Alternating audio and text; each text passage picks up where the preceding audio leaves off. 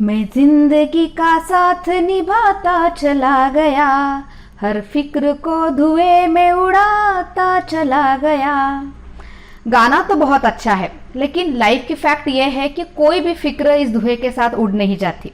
31 मई को world tobacco day होता है। उस दिन हम लोग बहुत जोरों शोरों से बातें करते हैं, बहुत सारे मैसेजेस फॉरवर्ड करते हैं टोबैको और उसके साइड इफेक्ट्स के बारे में, जिसमें स्मोकिंग भी आती है।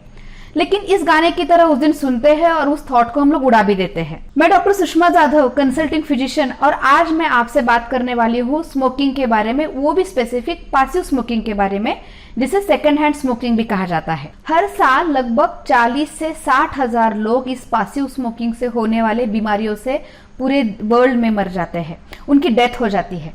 और ये भी देखा गया है कि एक्टिव स्मोकिंग से ज्यादा पैसिव स्मोकिंग हजार्डस होता है या ज्यादा बॉडी को डैमेज करता है। तो ऐसे क्यों होता है? अगर मानो आपके एनवायरनमेंट में, आपके आजू बाजू में अगर कोई भी पर्सन स्मोक कर रहा है, तो लगभग 15% उसमें से जो निकलने वाले टॉक्सिक गैसेस रहते हैं, केमिकल रहते हैं, वो उस स्मोक करने वाले पर्सन के बॉडी में जाते हैं। लेकिन एट द सेम टाइम लगभग 85% टॉक्सिक गैसेस, केमिकल्स आजू बाजू के एनवायरनमेंट में जाते हैं। यानी जो स्मोक कर रहा है उसे सिर्फ 15% टॉक्सिक गैसेस उसके बॉडी में जाते हैं, तो लगभग 85% बाकी सारे गैसेस आजू बाजू के लोगों में जो भी इस स्मोक को एक्सपोज हो रहा है उनके बॉडी में एंटर करते हैं, लंग में एंटर करते हैं। यानी एक सिगरेट से एक्चुअल स्मोक करने वाले को सिर्फ 15% नुकसान होता है, तो नॉन स्मोकर को या उसके आजू बाजू में जो होता है उसे 85% नुकसान होता है। इसलिए एक्टिव स्मोकिंग से पैसिव स्मोकिंग या सेकेंड हैंड स्मोकिंग ज्यादा खतरनाक या डैमेजिंग होती है। अगर 2 से 4 मीटर के डिस्टेंस पे कोई भी अगर स्मोक कर रहा है तो वो निकलने वाले टॉक्सिन्स आपके बॉडी को डैमेज कर सकते हैं। इस एक्सपोजर का कोई भी सेफ लेवल नहीं है, यानी कोई भी स्मॉल भी एक्सपोजर आपके बॉडी को हार्मफुल हो सकता है। इस स्मोक में टाइप ए कार्सिनोजन रहते हैं जो आपके बॉडी में एंटर करके कैंसर की पॉसिबिलिटी को बढ़ाते हैं। अगर कोई कॉम्पैक्ट स्पेस में या कॉम्पैक्ट रूम में, कार में अगर स्मोक कर रहा है तो इस एक्सपोजर की रिस्क बढ़ जाती है।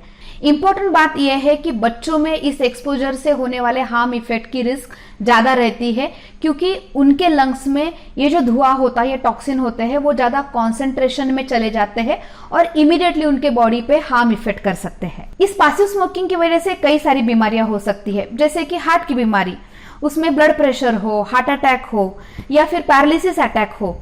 फेफड़े की बीमारी जिसमें अस्थमा, ब्रोंकाइटिस की रिस्क बढ़ जाती है, साथ ही में बार बार सर्दी खांसी की जैसी तकलीफ भी हो सकती है। लंग कैंसर की रिस्क तो बढ़ ही जाती है, लेकिन इसके अलावा बाकी ऑर्गन्स जो होते हैं उनमें भी कैंसर की बीमारी होने की रिस्क बढ़ जाती है। बच्चों में तो बार बार रेस्पिरेटरी ट्रैक्ट इन्फेक्शन होने की रिस्क हो जाती है और उनमें पैसिव स्मोकिंग के एक्सपोजर से उनका ग्रोथ रिटार्डेशन भी हो जाता है, यानी जिस तरह से उनकी ग्रोथ होनी चाहिए वो नहीं होती है और वो रुक जाती है। अभी आखिरी पॉइंट कि इस रिस्क से बचे कैसे या इस प्रॉब्लम से बचे कैसे, उसी का एक ही सॉल्यूशन है कि स्टॉप एक्सपोजर या अवॉइड एक्सपोजर।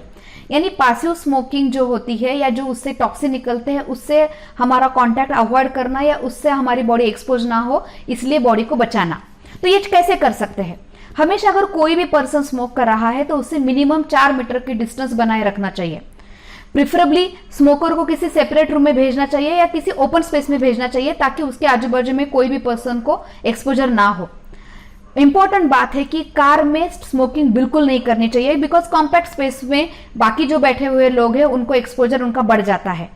बच्चों के आजू बाजू में या अगर बच्चे घर में है तो स्मोकिंग बिल्कुल भी नहीं करनी चाहिए। जो स्मोक एक्सपोजर हुआ है या टॉक्सिन एक्सपोजर हुआ है उससे बॉडी को तो हार्म होगा ही, बट उसमें एक खुशी की बात यह है कि जब भी आप ये स्मोक एक्सपोजर अवॉइड करते हो या रोकते हो या सिगरेट स्मोकिंग बंद करते हो, उसी दिन से बॉडी में रिवर्स इफेक्ट शुरू हो जाता है या उसका डैमेजिंग इफेक्ट, बैड इफेक्ट कम होना शुरू हो जाता है। जो भी एक्सपोजर हुआ है और उससे बॉडी में हार्म इफेक्ट हुआ है उसको रिवर्ट बैक होने के लिए, उसको नॉर्मलाइज होने के लिए कम से कम 4-5 साल लगते हैं। लेकिन ये फैक्ट भी है कि आप कभी भी एब्सोल्यूट नॉर्मल लेवल पे नहीं आ सकते, यानी हमेशा स्मोकिंग आपको बैड इंपैक्ट ही देती है, कभी भी आपको पूरी तरह से नॉर्मल आने में मदद नहीं कर सकती। So there is never late. अगर आपने अभी तक नहीं किया है तो आज ही का वो दिन है जिस दिन आप ये एक्टिव स्मोकिंग और पैसिव स्मोकिंग रोक दीजिए और उससे अपने बॉडी को बचा लीजिए। और हाँ, हमारे चैनल को सब्सक्राइब करना भी ना भूलिए। और इम्पोर्टेंट बात, ये जो गाना है, जिंदगी का साथ निभाता चला गया, हर फिक्र को धुएं में उड़ाता चला गया, गाना तो जरूर गाइए, गुनगुनाइए, लेकिन हाथ में सिगरेट ना लेते हुए। Thank you.